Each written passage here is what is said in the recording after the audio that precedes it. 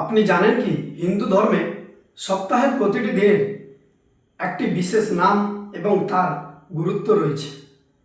আজকের এই ভিডিওতে আমরা জানব হিন্দু ধর্মের প্রতিটি বারকে কী নামে ডাকা হয় এবং প্রতিটি বার কোন দেবতার সঙ্গে জড়িত।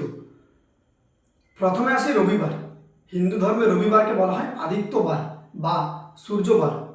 হিন্দু ধর্মে বিশ্বাস করা হয় এই দিন সূর্যদেবের পূজা করলে মনের মধ্যে শক্তি এবং সুস্বাস্থ্য লাভ হয়। এরপরে আসে সোমবার। হিন্দু ধর্মে সোমবারকে ইন্দুবার নামে ডাকা হয়।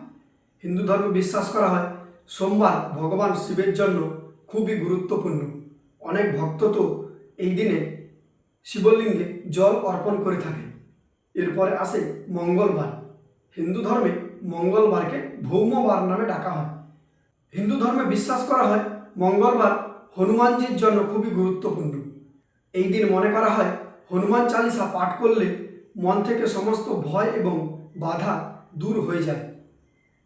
এরপরে আসে বুধবার। বুধবারের অধিপতি হল গণেশজি। এই বুধবারকে হিন্দু ধর্মে সৌম্যবার নামে ডাকা হয়। জ্ঞান, বুদ্ধি এবং ব্যবসার জন্য হিন্দু ধর্মে বুধবার গণেশজির পূজা করা হয়। এরপরে আসে বৃহস্পতিবার। হিন্দু ধর্মে বৃহস্পতিবারকে গুরুবার নামে ডাকা হয়। হিন্দু ধর্মে বিশ্বাস করা হয় এই গুরুবার ভগবান বিষ্ণু এবং গুরু বৃহস্পতির জন্য খুবই গুরুত্বপূর্ণ। শিক্ষা এবং সৌভাগ্যের জন্য হিন্দু ধর্মে বৃহস্পতিবার ভগবান বিষ্ণুর পূজা করা হয়। এরপর আসে শুক্রবার। হিন্দু ধর্মে শুক্রবারকে ভৃগুবার নামে ডাকা হয়। এই শুক্রবার মা সন্তোষী এবং মা লক্ষ্মীর পূজা করা হয়।